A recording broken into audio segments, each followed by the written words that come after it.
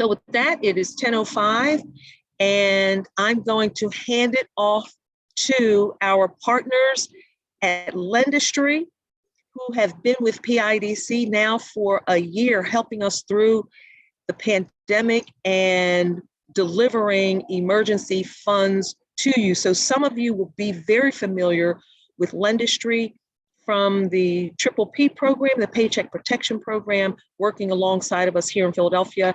And for those of you who apply to the Pennsylvania Small Business statewide grant program, you will recognize Lendistry as our partner there. So we are very excited to again have this opportunity to partner with Lendistry, which has the exclusive relationship with the SBA in accepting applications for this Restaurant Revitalization Fund.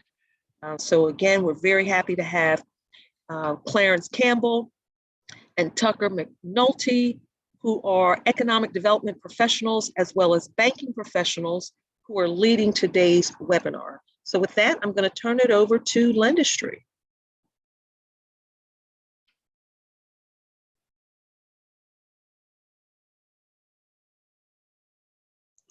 Clarence, did you want to say a few words? I didn't want to jump in front of you.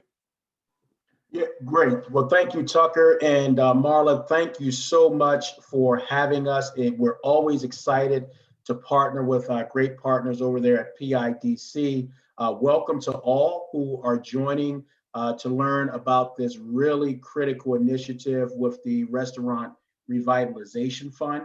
Obviously, this is a great opportunity to really support businesses, particularly in the Pennsylvania market. Just a little bit about Lendistry for those who may not be familiar with us. We are a minority-owned, technology-enabled community development financial institution. And basically, as a CDFI, we are really focused on supporting small businesses primarily in two ways. One is really through providing education that's really important and critical to allowing your business to scale. And then the other is really helping you to gain access to capital. And that's why we're excited to talk about the partnership that we have with, that we're in partnering with SBA on the Restaurant Revitalization Fund. Again, Lendistry is really focused on helping small businesses and support them in their underserved communities and assisting in the growth of small businesses, particularly and with as it relates to job creation and capital disbursement and access to capital. This year, we expect to disperse over $3 billion in capital and support over 2 million jobs. And that's really what we're all about, is supporting small business. So again, thank you so much for having us today. I'm going to turn it over to Tucker to go through the information, and we'll be available to answer any questions at the end. So Tucker, I'm going to turn it over to you. Thanks, Clarence. I appreciate that. Thank you very much for the introduction. Good morning, everybody. Good morning to PDIC. Good morning to our hosts. I appreciate that. Again, my name is Tucker McNulty. I'm the Vice President for Economic Development in the East Coast. I'm going to go over this program, the RRF program that we have partnered with the SBA to help our customers that we've worked with, hopefully in the past and moving forward, gain access to capital through the SBA under this program, the RRF. So if everyone would go to our website, lendistry.com, you come down and there's a landing page here with the Restaurant Revitalization Fund tab. You want to click on that. And this will take you to the landing page for the RRF on our website. So a little bit about the fund, you'll find information here. I'm not going to spend a whole lot of time. This is a $28.6 billion fund for restaurant-related businesses, which we'll see in a minute. So I'm not going to spend a lot of time reading through this, but it gives me more information about the fund or the origination of the fund, the minimum loan amounts, maximum loan amounts, but we'll get into that a little bit more here moving forward. Here you'll see a brief overview of the eligible businesses on the landing page, but again, I'll get into the specifics more in a presentation here in a minute. Funding prioritization. This is the sort of the set asides here. This is important to note. So there's three thresholds here. The upper being 5 billion to 500,000, 500,000 to 1.5 million, and those restaurants with gross receipts under 50,000. So those are the set asides through this program and the three tiers here. So that's important to note. There is a set aside, as you'll know, for this lowest tier here, where we'd like to help a lot of our small businesses. So we're happy to see that. Priority funding awards, you click on that. Here you'll get into the, for the first 21 days, the SBA will consider all applications, but in particular, they will look at applications from these classification of businesses. So that's important to note there. So it's depending on how your business is classified, is if you were are able to get in the first 21 days of consideration. Schedule of awarding here. It's a little bit more about the day 1 through 21 will be the prioritization phase, and then after that, day 22 will be it'll be open to all applicants. I'm going to go down here. We have a landing page here for frequently asked questions. Excuse me. So we have the SBA site here with many questions to or answers rather to questions that we might have. So that's a good. Let me go back here. I'll go back.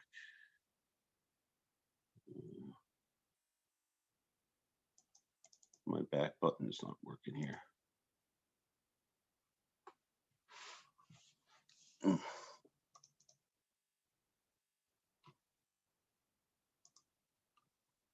How do I go back? Tucker, you can just press the X on that tab and that will close that out. Where it says program questions tab, just press the X at the top. Just press the X where it says program questions, SBA. Not there.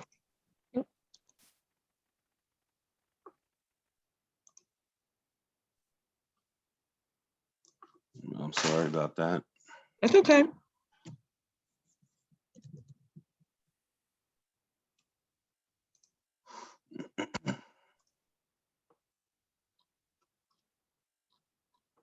Apologize about that. So we're going to get down here. I'm sorry about that, but I went into a website, couldn't get out. You're going to go down here. We had the frequently asked questions, which is the tab that I went on. But what I want to get into is the view application guide. And this is very important for all your customers to jump in here and read before we get into applying through Lendistry. So here's our program here. And this is really something that should be, can you guys, Marla, can that be seen okay on your side today?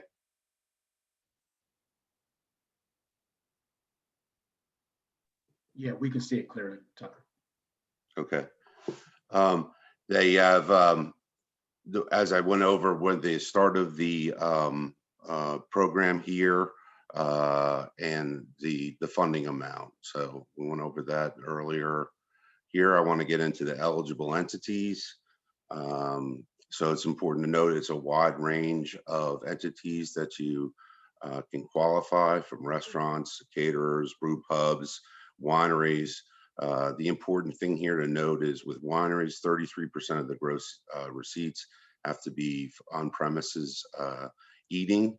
So many wineries nowadays will sell wine and you can ship it to your house, but you don't eat there. So that's an important distinction there to note. So if you fall into one of these categories, then it's important to note about the on-premises eating.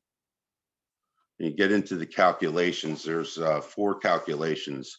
I'm not going to get into each one, but this is an important thing for your customers to go over and decide in terms of when you started, when the business started, is what calculation you will use. And so that's important to note. The basic calculation here is a company that started before January 1st of 2019. They simply take their 2019 gross receipts and minus that from 2020, and then they back out any PPP loan that they might have had. And that you come up with the funding amount. Those calculations are inputted in the system, and then the calculations are made, and an award amount, a potential award amount, is put forward. Here again, it's important to note the maximum and minimum amounts of the awards, $5 million being on the high end and $1,000 being the minimum. This is a 4th calculation, and it has to do with companies that started on different times and different companies. You utilize this example or calculation rather. So there's some examples if you fall into that category to use this example or this calculation rather. We've included many of the links to different guides and to SBA, depending on different questions that you might have. This link will take you directly to the SBA website. So we thought it important to have handy those links to refer to if needed. Okay, getting into the application process. So we're in partnership again with the SBA to intake applications to sort of partner with getting some of the smaller businesses that I'd like to say aren't maybe as sophisticated, are sort of intimidated by the SBA. We are here to help those businesses take their application, vet their application so that they're in line with the SBA as soon as possible. Here you'll see step 1 is we take the completed application, an SBA an SBA username and password will be given for the SBA portal through Lendistry. The customer will re-enter into the SBA website once we're done vetting the application on the front end. We will handle the banking side of having money wired out to your account. We will review the linked accounts through a company called Plaid, or a platform called Plaid. We've used that during the PPP campaign that we're winding down now. So we will vet those account numbers, and we will link their accounts so that, again, hopefully at the end of the process of funding through SBA, the accounts will be linked and the funds will be ready to wire. Hey, Tucker, if I could just jump in, if you Sure. want to go back to that screen, because I just want to highlight a couple of things as Tucker has shared that's really important about the process for the applications. Lendistry is in partnership with SBA, and so we are really providing support to small businesses by creating what hopefully, as Tucker shared, is a more customer-friendly experience. And so as he shared earlier, you've got the site that has resources there and a link to create the application, but I want to make sure that we're clear about how this works. And so you'll have, first step is completing that application with Lendistry. And in a moment, Tucker's going to go over that application screen by screen. So you can see exactly what's in that application so that you can prepare before starting the application.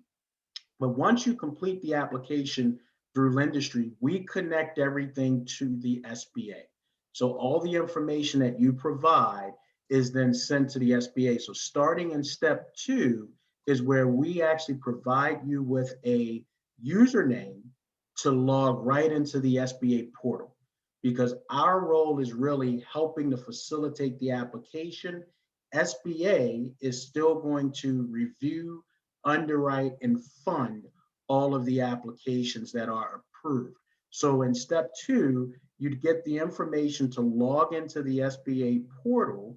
And it's really important to go in there because you'll see in future steps that's where you're going to upload documents. So again, step 2, you'd get that username to go into the portal. Once you go in, it's actually going to instruct you to reset your password. And then as you've logged back into the portal, once you've reset your password, you'll also notice that you won't have to re-enter any information. Everything that you've provided in the SBA application, in the Lendistry application, transfers over to SBA. But we will ask you just to verify your information that's been provided, particularly as it relates to your eligibility questions that you've asked, that you've answered, your business details, and your award calculation. And then one other piece that's really important is the validation process of your bank account. And so there's a 2-step process here. In the application, you will provide your bank routing number and account number. That's really important because when you're approved and funded, SBA will fund your account directly. But we also use a system called PLAD to verify your information. So once you enter your application, your information in the application, your account number and routing number, you'll then be instructed to go into PLAD and verify that information. That actually allows us to verify that you truly are the individual that's connected to that bank account, and the information that you've provided has been verified. So that helps us to cut down on fraud and ensure that the funds are being directed to the proper account. And then in step 5, you're going to actually upload your documents in the supporting documents section, but that's right in SBA. That's right in the SBA portal. Really important because SBA is going to review that information. And that's what they're going to be reviewing in for the underwriting process to approve funding requests. Step 6, you'll notice that the SBA, as they're reviewing those documents, will also be following up if there's any missing information. And then finally, in step 7, once SBA has reviewed and approved those that will be receiving a grant, they will fund your account directly. So I just wanted to provide a little clarity that your application process that you're doing with Lendistry is going directly into the SBA, and then SBA will be responsible for underwriting, reviewing, and funding directly. Thanks, Tucker. Thanks for letting me jump in there. Oh, sure. Thank you, Clarence. Appreciate that. I think that's really good clarity, and hopefully you'll have a deep understanding. And I appreciate Clarence backing me up there and explaining things a little bit better, I think. So Clarence mentioned the required documents here. These are the required documents depending on your application when you applied here. So read through that, but here is a list of the required documents for your customer to and I just want to pause here too. It's equally important, I think, to make the point for your customer to really sort of live in these couple slides here, slide 9, 10, in terms of having everything ready when they apply. So you're going to go through our process in terms of the application on the front end. We're going to submit your information over to the SBA, and the SBA, as Clarence mentioned, is going to underwrite and fund the deal. So it's very important to have not only all your information for applying, but also the information ready that when you're accepted into the SBA, you're ready to upload this information. So I just wanted to sort of emphasize on having your tax information available. Here's a slide on we're going to collect also, and we're checking your government issued or driver's license, government issued ID. Here's some tips on how to upload those to our website. We need to have a picture. We check the expiration date and the validity of the document. Important to have a valid email address when applying. Obviously, that's one of the main ways in which not only Lendistry, but SBA contacts you. All right, so here we're getting into the actual application process itself on the front end here. This is where our landing page is, our URL. As I went in here, went into the restaurant revitalization. After you're ready to apply, you'll go in and you will be put into a waiting room here that we have set up. We understand it's a very good tool. It's been used by Disney in the past to secure tickets, so it's the latest and greatest waiting room.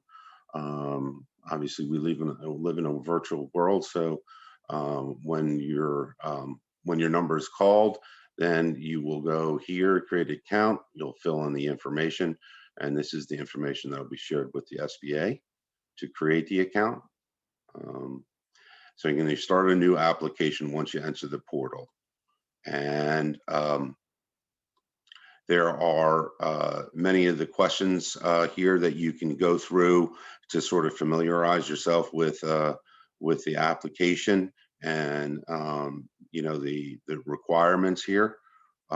This is not dissimilar to any application that you would have to do from the PPP standpoint or other programs.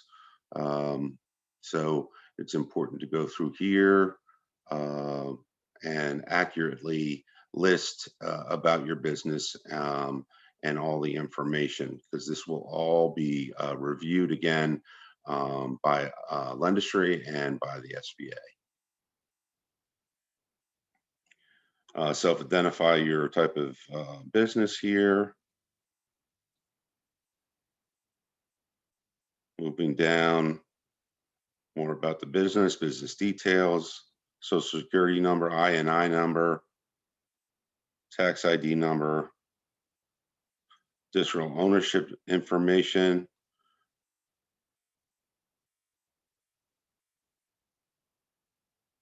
priority and awarding. This is where you're going to identify your business in these three categories. So it's important to call out that the SBA is going to give priority to for the first 21 days to individuals that identify in one of these classifications: women, veterans, socially economic disadvantaged individuals.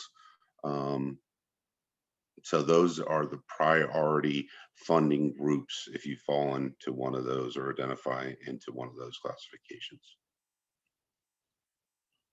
Owner's details. Tucker, let me just share one other thing, because I think it's really important to note. Sure. There on the priority funding, on the priority groups. So SBA has been very intentional around trying to provide support to those areas that have been hit, those individuals and organizations that have been hit the hardest. And so what that 21-day priority period is for, and what it means, is that businesses that are women-owned, veteran-owned, or owned by those who fall under the category of socially and economically disadvantaged, and ownership is 51%. So it's really important to point out that it's 51%, not 50%. And it also can be aggregated. So, if the 51% is aggregated, there's women and veterans that aggregate up to that 51%, that's acceptable as well. but it's important to note, one, that it's 51% ownership. The other piece, and what that 21-day priority period means, is that SBA allows everyone to apply from day one. But for the first 21 days, SBA will only process and fund awards for those individuals, those organizations that fall under that priority funding. And so it's really important not only to really know about the application, but try to get your application in as quickly as possible, particularly if you fall under those categories. So just wanted to specify that during that 21-day period, SBA allows everyone to apply, but the priority is given to those groups. And SBA will not process or fund any applications that are outside of that group. Thanks, Dr. Sure, thank you, Clarence. So the rest of the program here just goes through the detail of the application. And so this is sort of detailed step-by-step how to go through the application. It's important here also on this slide to note that if you had a PPP loan, when you receive that award, the amount of the award, because that will be again backed out of any consideration under the RRF. So you have to declare that, and the calculations are based upon the PPP loan award. Funding calculations here, again, this is the three buckets that are three calculation formulas that I mentioned that you'd fall into, the three different calculations.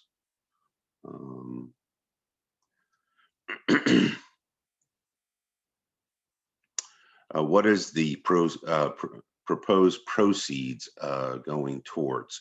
SBA is going to ask, what are your proposed debts that the grant award will, and there's some of these are the acceptable debts here, or what it'll go towards to pay, payroll costs, down maintenance expenses, construction.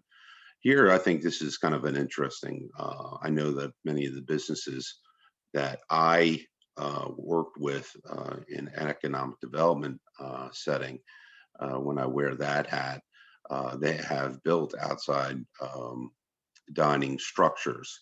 Now, the award will not pay for expansion of the business, but if these are temporary constructions, many have put up many bars and restaurants that I've known in the town where I am the deputy economic development commissioner.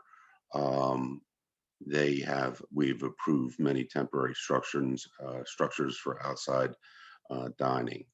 So that's something that someone should take a look at in terms of having that paid for or partially paid for. Signer authority, information, full name, date of birth, email address. Again, email is very important. That's how Lendistry and SBA obviously communicate heavily. Here's again more about the banking information here. Linking up your bank account through Plaid, as both myself and Clarence have talked about. The primary account of the business, routing information, so that the direct funding, the ACH, can take place through the SBA to the customer's banking account. Text policy, whether we can text you or not, that's a feature we had during PPP. Just some terms of the text policy, you can read that. And so that's the end of the presentation. So what I want to do is I want to sort of go back and just hit some of the highlights here real quickly, if you'll indulge me. So you're going to go to our website if you're interested in applying through Lendistry, which we hope your companies are. They'll come to a landing page, and so I get back into it. I'm free to.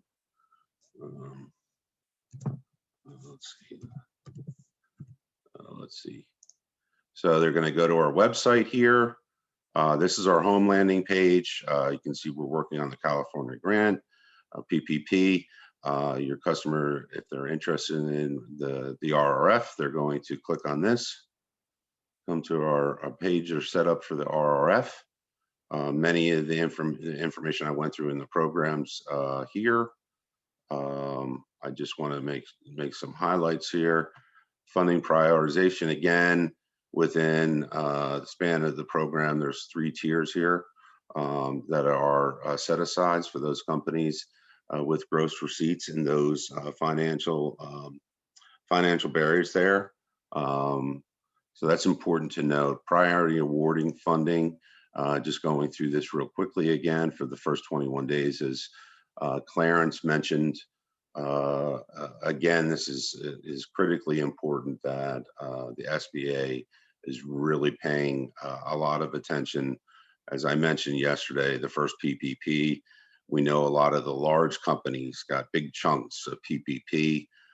They're really carving out not only the award amounts set-asides with this 500 million here for businesses with gross receipts less than 50,000, but also those funding areas and classifications underneath that. So I just wanted to hit on that real quick. I'm going to scroll down a lot of the eligible uses. So a lot of this is here, but what we're recommending is if there's any additional questions, we have listed many answers to those questions here from the SBA's website to make it easier for you. So it's a one-click thing. And then the view application guide, you go through that, which I did here. And please take time to have the information that we have listed there before you go in and apply. That's very important.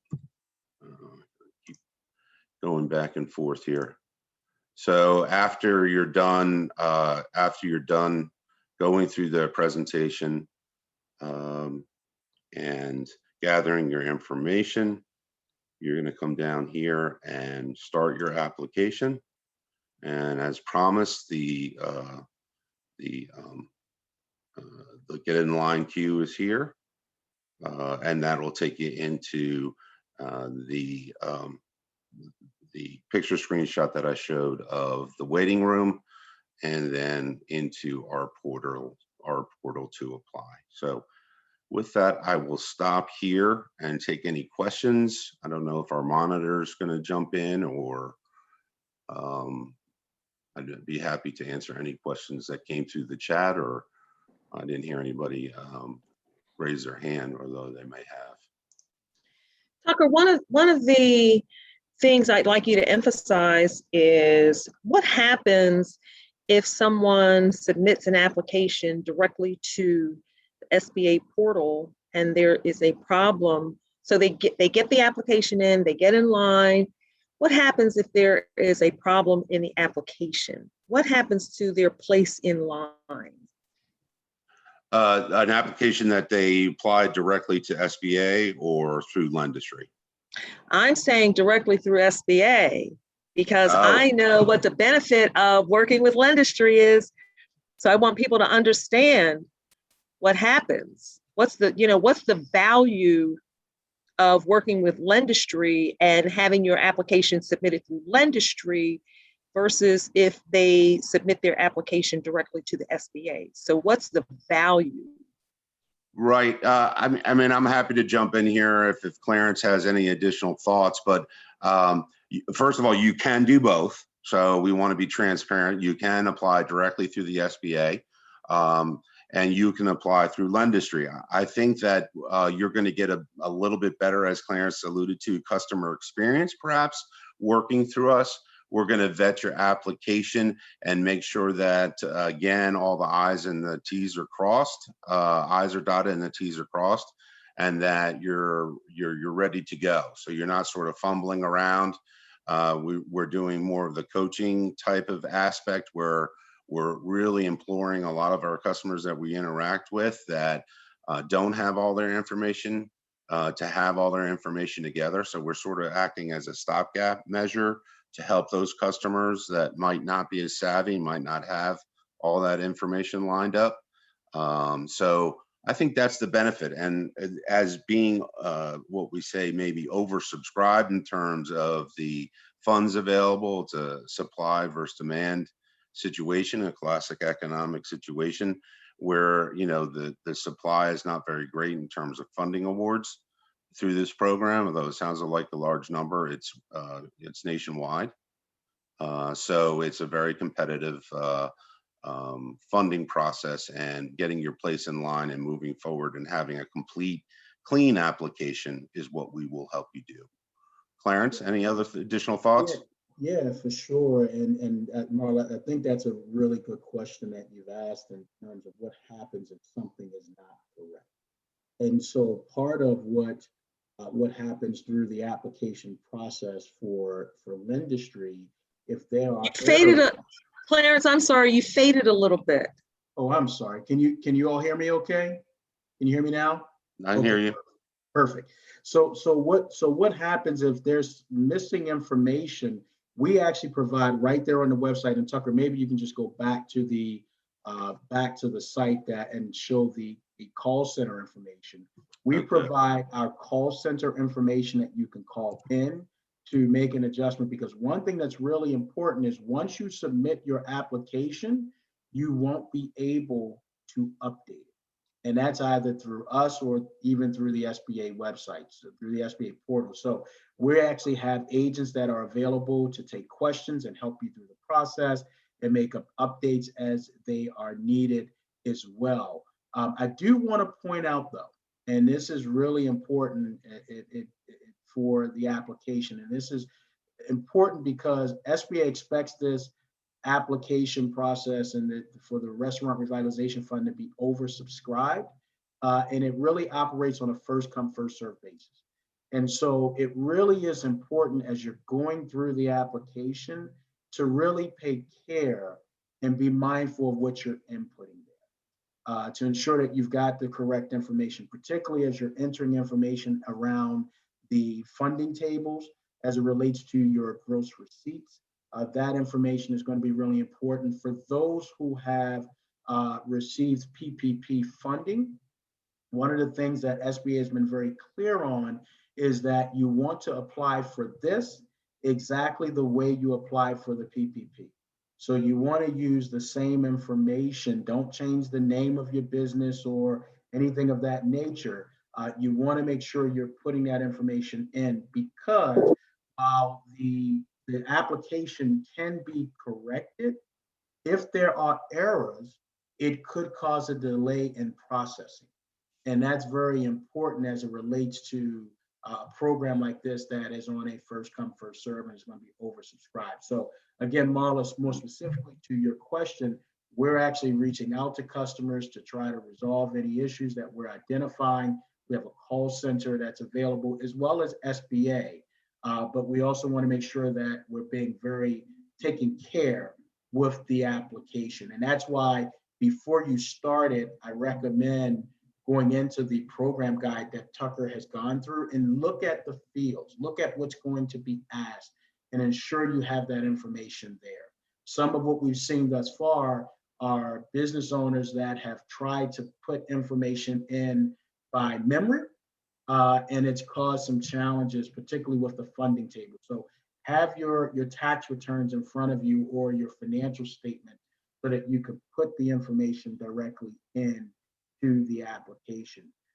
The other thing that I will share, again, is that just be mindful that as you are applying, this information is going directly to the SBA. We are working in concert with the SBA. So while, as Tucker shared, you can apply through any source. So you can apply through the SBA. If you use a point of sale vendor that is participating with the SBA, and I believe there are 2 right now that have applications, you can apply directly through them. Or you can Square and Toast, is it? Square, yeah. I think, and Toast, yeah. Or you can apply through Lendistry. We're simply providing an additional option to apply. However, what I would caution you on is don't apply multiple places. And the reason that we would caution you not to apply through the SBA and through Lendistry and through the other providers is because much of this information is being handled from an automated perspective and through a computer system, particularly with the SBA. And so what happens is if they receive multiple applications, it could cause delay in your processing because the computer may not realize that you've just applied in different places. It could appear to be fraudulent. So what I'd say is identify the route that you want to take to apply and apply through that one section of that one organization or that one venue to avoid any delays in your process. I do want to get to one of the questions that came up in the chat. How long does the application take to complete? So once you've gathered all of your documents, you're ready to upload, how long is it actually going to take to complete that application? Yeah, so let me talk about that in two stages. Tucker shared the waiting room, and you saw the waiting room. You saw the waiting room that Tucker showed you there. That really has been designed for us to manage high volume. And Tucker, you're still sharing your screen, so you might want. Right. I want to pull up something. Okay. So that's designed so if the volume is very high, then we leverage that waiting room so that we can ensure that we're moving folks in. What I will share with you is through Lendistry right now, there's not a very long waiting period to do the application. So I want to point that out first. The other piece is, in terms of time, it's probably going to take you 20, 30 minutes. I've seen it take about 20 minutes. It just depends. So I would budget at least 20 minutes to go through the application. And again, I can't stress enough that you want to take care with inputting the information and ensuring that the information is complete. The other part is the application will not be considered a complete and full application until you verify your bank information and upload your documents. So you want to make sure that you're flowing through to do all parts of that process. So I would say budget, 20 to 30 minutes. 30 minutes might be a good time to kind of dedicate. I know as restaurant owners, that seems like an eternity in the restaurant business, but try to find that time that you can dedicate there and be prepared to complete the application. That's exactly what we heard the SBA say last week. As soon as you gather all of your information first and just go through there. Clarence, do you have a sample application? I know the SBA has a sample application that you can work from. So it familiarizes you with all of that information. And even if you don't have the sample, if you go through the Lendistry website, you can scroll through, just like Tucker showed you today. You can scroll through the application, see all the fields with the information that is being requested and required. Make sure you can answer all of those questions.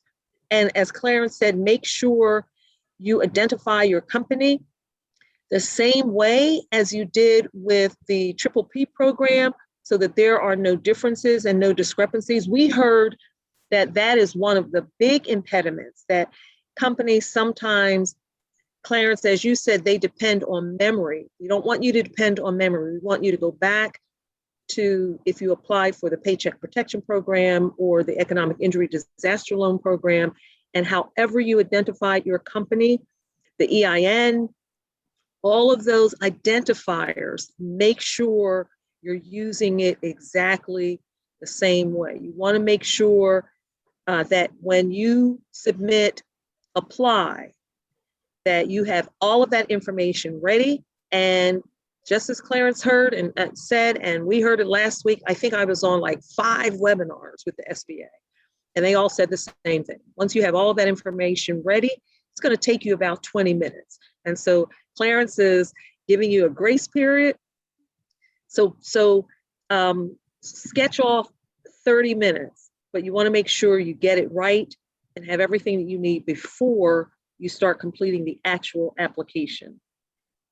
Yeah, and Marla, one thing I'll also point out there is thinking about as you're trying to figure out the information, the tables for the calculations are really important. So Tucker, I see you have the presentation up. Can you go back to the slide with the calculations? I know we Sure. didn't spend a ton of time on that, but I do want to point a couple things out, Marla, if I could. And one of the reasons that it's really important, this is probably the thing that trips the business owners up the most in preparing for this application. And the reason is because there are 4 calculations that could be used. Where there's really 3 calculations, but there are 4 tables. And in the application, you're going to be asked which table you use. And so part of what you want to do first is identify which table most appropriately applies to you. So you'll see calculation 1 or table 1 are for businesses that were in operation prior to January 1st, 2019. And as you can see, it's a pretty simple calculation. It's your 2019 gross receipts minus your 2020 gross receipts and backing out any PPP funding you receive, be it first or second draw, round 1 or 2, the total PPP funding you receive, you're going to back that out. So understanding, which table makes the most sense. Calculation 2 are for businesses that were partial operation for 2019. And the difference here is you're basically going to take the number of months or the gross receipts you have from 2019, and you're going to come up with the average of those gross receipts and then multiply it by 12 to get what your projected full year of 2019 would have been. And then you're going to go the same route, backing out the 2020 gross receipts and your PPP funding. So one of the things that really is important is identifying which one of those categories you fall into. The neat thing about this program is that it allows organizations that have been in operation or even organizations that never got up and running. We know that when the pandemic hit, there were a number of organizations that had expenses that they paid, but were not able to open up and truly have operations at that time. And so, calculation 3, you would actually look at the amount that you spent on the eligible expenses between February 15th, 2020 and March 11th, 2021. And then you would back out your gross receipts from 2020 and your gross receipts from 2021 through March 11th, and then the PPP funding. One of the things that's really important to note, as you'll see here, is that for those entities that began operation partially in 2019, you can elect at your own discretion to use calculation 2 or 3. But one of the things that SBA has cautioned is calculation 3, because of the level of review, could cause delays in processing.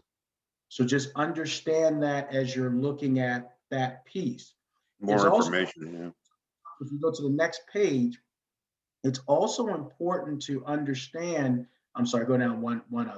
Yeah, I'm sorry, right there, that page. I apologize, Tucker. Is that the 4th calculation is for restaurants that have locations that opened at different times.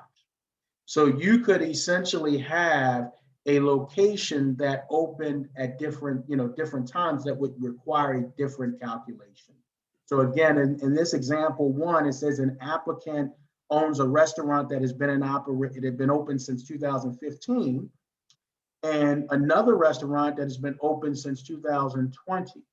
The applicant may use calculation 1 for the first restaurant and calculation 3 for the second. And so what's really important there is, in that case, you may use a combination of those tables. So I know that this gets a little confusing for for business owners. So it's important to note which table to use. And the neat thing is you have an option of calling the SBA for direction or calling Lendistry. If you have questions, we're there to provide support. That's great, Yeah, because that's what that I was just one of wanted the to. I'm sorry. that was go one of ahead, the Marla. questions. No, that was one of the questions. Is Lendistry available to help with the calculation? And here you have Tucker's contact information. So the answer is yes. Yeah, so I think this is another level of customer experience that you will not necessarily receive with SBA. I'm sharing my contact information here. Please take a camera shot of it, or it'll be sent along in the app in the presentation we'll send out. But here's my information. So my SLA or service level agreement is to get back to you with any questions in 24 hours. So please feel free to reach out to me directly, and I'm happy to help. There was also a question that asked, do I need my 2020 tax returns? Yes, the answer is yes, because you're going to, again, that'll be part of the gross receipts information that you're going to input for the calculation here. Going back up. Here's some of the required documents that'll be needed. So yeah, you will need your 2020 tax returns as well as your 2019. So part of what SBA, I think this is also really important as well to note, SBA requires this documentation. So the screen that Tucker has up are the required documents that you need to provide for those organizations that are, brew pubs, tasting rooms, tap rooms, brewery, wineries, distilleries, and bakeries. They may require additional verification of the 33%. So think about it from this perspective. SBA and Congress is really trying to support the restaurants that were impacted the most during the pandemic. And those that were impacted the most were those that had retail sales on site. And so in many cases, they just have to verify that you have 33% of your gross receipts were part of the on-site sales. But you definitely will have to have your 2020 tax returns and your 2019 tax returns. And that's what you want to have in front of you when you go in to complete the table. So that's listed as part of the minimum required documents. If you have a question that you want to ask live to Tucker or Clarence, just raise your hand in the chat. Use the raise hand function at the bottom of your screen, and we will unmute you, and you can ask your question live and direct to Tucker or Clarence. So don't be shy. This is your opportunity. Also, today's webinar will be available for replay on the PIDC website, on our blog site, and we included that link in the chat. But this is your opportunity to ask your question directly to Tucker and Clarence. And this isn't your last opportunity. So Tucker's contact information is there, but we want you to have clarity on your questions. Don't leave today's webinar not clear, or if you think one thing and it might be something else, just raise your hand. So we have a raised hand with Fila. I'm hoping I'm pronouncing that right. So if we can unmute Fila and ask your question directly.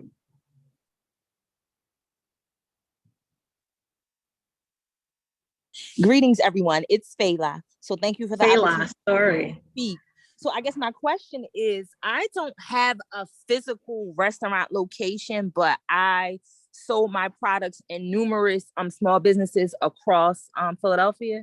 And when things shut down, that affected my ability to be able to, sell retail and wholesale to those stores. So would I still be eligible even though I don't have a physical restaurant? Yeah, that's a really good question, Fela, and thank you for that question. So, in this situation, you likely would not fall into one of the categories as in terms of the qualified businesses entities. Part of what you want to determine there is whether or not you're a qualified entity is, do you have on-site sales? And so if your sales were primarily online, or you weren't selling retail, you would not qualify as an entity for this program. So my products being sold in stores is not considered retail? So you'd have to look at your financials and your tax returns in terms of whether you're selling that directly. It sounds like you're selling directly to the organization and not so much to the public. And this is really about having retail sales to the public. So it just depends on how and you may need to look at that with your accountant, because it depends on how that actually shows up on your financials. Okay, give thanks. Yep, pleasure. I also saw a question in the chat, Marla, that someone asked and said that their 2020 gross receipts were only $2,000 different from the 2019, and they got PPP funding. So one of the things I will point out is that as you do the calculations, you may find that your fund amount is negative. And it sounds like in that situation, it could potentially be negative. I think it's really important, one, to note that there is a minimum amount of $1,000 for the fund and a maximum of $5 million per location, or 10 million total. And so in that case, when you do your calculation, if the fund is below $1,000 or negative, you would not qualify for a award funding under the Restaurant Revitalization Fund. Yeah, if it was negative, you would not qualify. But that's why it's also important just to look at the tables before you submit, and look at all of the tables to figure out which one makes the most sense for you.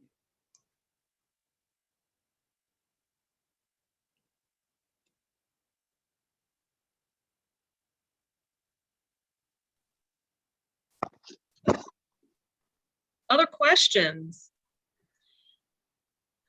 As Tucker and Clarence said, you can get help with your questions by calling Lendistry. I've also just put into the chat, you can call the SBA directly.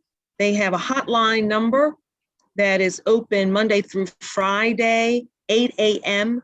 till 8 p.m. Here is a contact for Tucker. There is also a general contact for Lendistry. Yep. Yeah, so, and the Lendistry number is, I know we have it. We had it on yesterday. It's actually right on the website as well. Okay, it's on the website. So when you scroll, I think it's all the way at the bottom. When you're on the Lendistry website, you scroll all the way to the bottom. There it is, the Lendistry call center.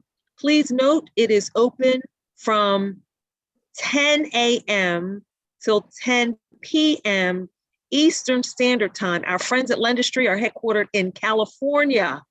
So when you look at this number, it says PST, that's Pacific time.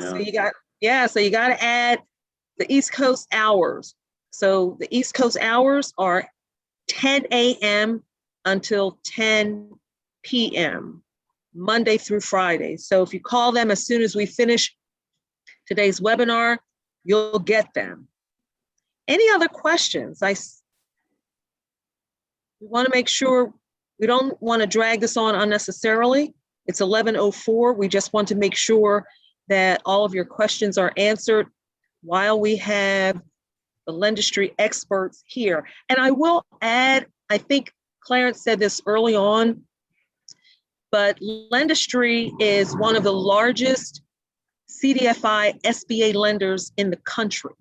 And so this is not their first rodeo with the SBA. They have been one of the largest SBA online lenders for several years, which is why SBA has such confidence in them, and they are selected as the only and exclusive entity to be able to accept these applications as a CDFI.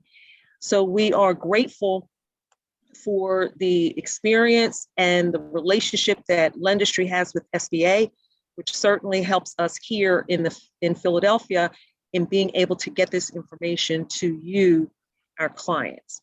So you've got two sources to get information: direct to Lendistry, 10 a.m. till 10 p.m., Monday through Friday, or going to the SBA, and we put that contact information in the chat. And I will say, and Tucker, we were talking about this yesterday, if you call and don't get an immediate answer and you get put in the queue, stay in the queue, because this is a nationwide program, and I'm sure Lendistry is being inundated with calls, just like the SBA is being inundated with calls. Tucker's being inundated with calls. So please, please be patient. You'll get your question answered, but it may take a few minutes. So if you're like me, you call Verizon and they tell you the wait time is whatever it is and whatever it is. So please be patient. You will get your call answered and your question answered. Tucker, is there anything you want to add before we sign off? No, I think it's all about preparation, right? I think, as Clarence and I have both stressed during this presentation, it's being prepared. So if you think about it, you want to know your business, you want to know about your business for the application purposes. You want to have your tax returns and your tax information available when it's time to upload those. You want to have your banking information available so that we can link your banking information. We're here because sometimes you transpose numbers. If you do that with the SBA website, you're not necessarily going to have your place in line. We're scrutinizing some of those things. So be careful in terms of inputting the information, that it's all accurate. Because ultimately the SBA is going to review these applications. They're going to underwrite the application. They're going to fund it. But we're doing a lot of the initial checking up front so that it's a clean application again when it goes to the SBA. So I was just say, be prepared with your information, about your company so that you can fill out the application to the best of your ability. Have your driver's license or government ID available, have your tax returns available. And if you need any help along the way, we have two resources. We have our call center, which is the numbers here, and you also have me as a resource. So please feel free to contact me with any questions. We're here to help. So Tucker, the business owner has done all of those things. They've called you, they've completed the application, they're in line, they're going through the process, they get approved. How long is it going to be before that money lands into their account? I'll let my boss take that question. Well, unfortunately, Marla, we can't answer that because that is controlled by the SBA. So, one of the things we want to be clear about is that we can assist on the front end with the application and getting the information to the SBA, but the SBA will be in control of underwriting and funding the account. So we don't know at this point, and I'd imagine that might change at different variations of the process and time frame for the program. So I do have a question. Does the bank account have to be the same bank account if the company received a Paycheck Protection Program or an EIDL loan or EIDL advance? Does the banking information have to be the same, or can it be different? Doesn't have to be the same, but it should match your business. So it should match your business account, the registration for the business. That's going to be really important. And one of the things I don't think we talked about here, but I will specify, is that the awards, SBA allows up to March of 2023 for the funds to be spent on eligible expenses. And so just keep in mind that SBA will ask for a reporting at the end of the year, and they may ask for reports going forward for any funds that are not spent, but it does give you an opportunity to spend the funds up to March 2023. It's really important to note that anything that is not spent at the time frame will need to be returned to the SBA. So it's also important that you keep very good records of how you're spending the funds, much like with PPP.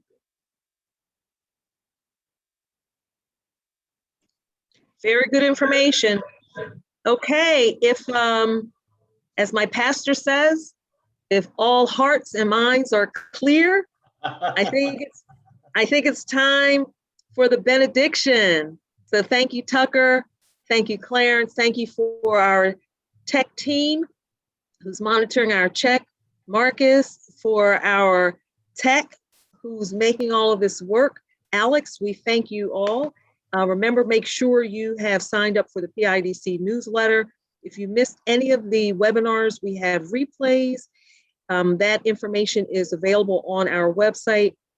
If you just want to go back over today's webinar, you have to just replay it. You can't get too much information because, again, as soon as you apply, it is important to us that all of that information be accurate. So you get in line and you stay in line. Remember, this is first come, first serve. We want you to get the information in as soon as possible, but we don't want you to sacrifice accuracy in order to do that. So thank you so much. And we look forward to seeing you either today at 12:30 with our information session with our friends at Goldman Sachs as they present the 10,000 Small Businesses Program information session. And if not, then we will see you real soon. Thanks again. Happy Friday and have a great weekend. Bye.